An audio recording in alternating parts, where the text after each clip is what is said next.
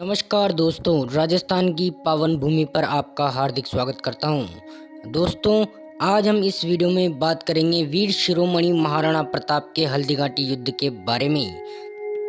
महाराणा प्रताप और अकबर दोनों हल्दीघाटी युद्ध की तैयारियां में लगे हुए थे। मुगल शासक अकबर भी 1576 ईस्वी में फतेहपुर सीकरी में उपस्थित था। अकबर यहां से अजमेर के लिए रवाना हो गया था। अकबर और उनके सभी सेना नायक अजमेर दरबार में उपस्थित होकर हल्दीघाटी युद्ध की तैयारियां में लगे हुए थे। सभी मुगल सैनिकों का अजमेर पहुंचने का एक ही उद्देश्य था, मेवाड़ आक्रमण को समीप से देखना था।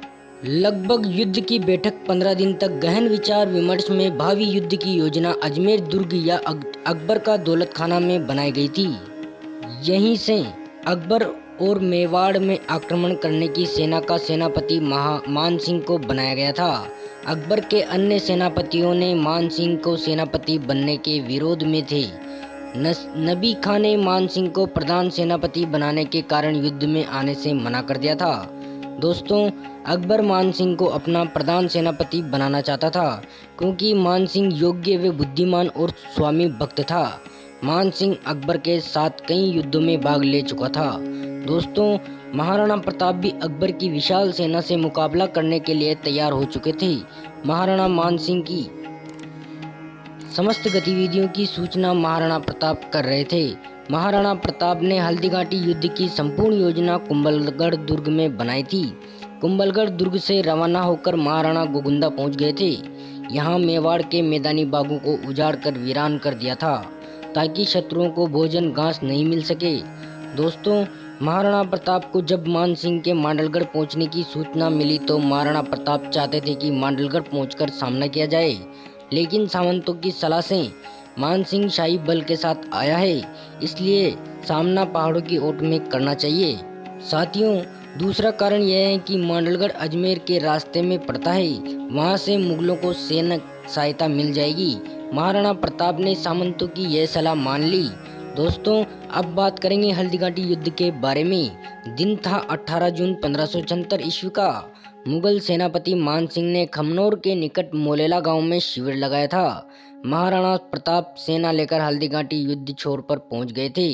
जून 1576 को सुबह 8 बजे युद्ध प्रारंभ हुआ। महाराणा प्रताप ने अपनी सेना मेवाड़ की परंपरागत शैली या राजपूत शैली के अनुसार तैयार की गई थी। इस शैली में मध्य भाग में राजा रहता था। राजा के सबसे आगे भाग में जो सेना रहती थी उसे हरावल सेना कहा जाता था। साथियों, राजा के पीछे वाले भाग में जो सेना रहती थी उसे चंद्रावल सेना कहा जाता था। महाराणा प्रताप की हरावल सेना का नेता हकीम खां सूरी था। हकीम खां के सहयोग के लिए सलुम्बर का चुड़ावत कृष्णदास था, सरदार का भीम सिंह था, देवगढ़ का रावत सांगा था और जयमाल का पुत्र रामदास था। पैदल भील सेना का नेतृत्व राणा पुंजा कर रहा था। पुंजा एकमात्र ऐसा भील है जिन्हें महाराणा प्रताप ने राणा लगाने की इजाजत दी थी। पुंजा तीर कमान के साथ पहाड़ियों में तैनात था। सभी सेना नेताओं के आदेश की प्रतीक्षा कर रही थी। इन वीरों के मन में मातृभूमि की रक्षा के लिए बलिदान हो जाने की भावना और महाराणा प्रताप के प्रति अपार श्रद्धा थी। दोस्तों, मान सिंह हल्दीघाटी के नीचे कुछ चौड़े व उबड़ खाबड़ रास्ते पर पहुंच गया था। मुगल सेना के पास छोटे छोटे तोप भी थे क्योंकि बड़े तोपों को पहाड़ी क्षेत्र में ले जाना संभव नहीं था। महाराणा प्रताप के पास कोई तोपखाना नहीं था। दोस्तों, मान सिंह की हरावल सेना में सैयद हासिन, मोहम्मद बदखाशीन, रफ़ी राजा आदि थे। मान सिंह मध्य के मर्दाना हाथी में बैठा था।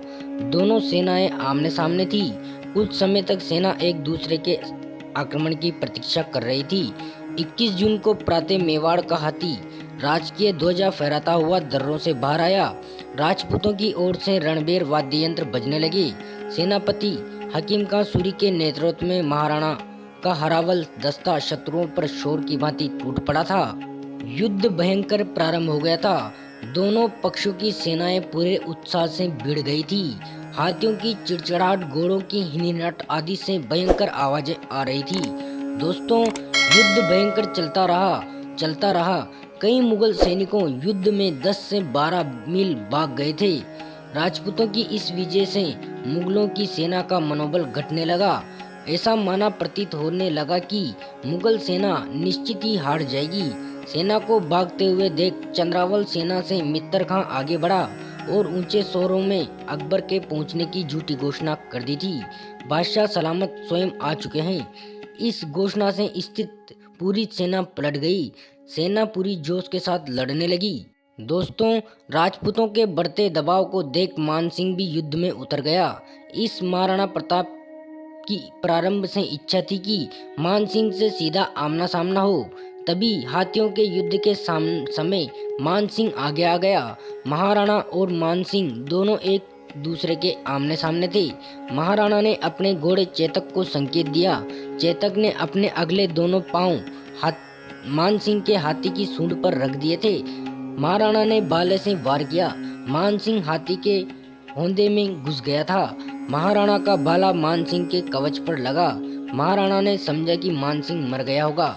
मान सिंह के हाथी की सूंड पर तलवार लगी थी। इससे चेतक का पिछला पैर कट गया था। महाराणा शाही सैनिकों से गिरने लगे।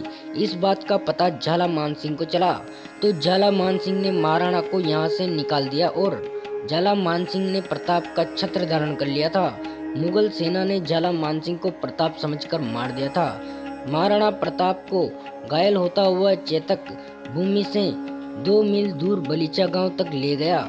यहाँ चेतक ने दम तोड़ दिया। यहाँ महाराणा ने स्मारक बनाया और चेतक की छतरी बनाई थी। दोस्तों, वीडियो कैसा लगा कमेंट बॉक्स में जरूर बताना।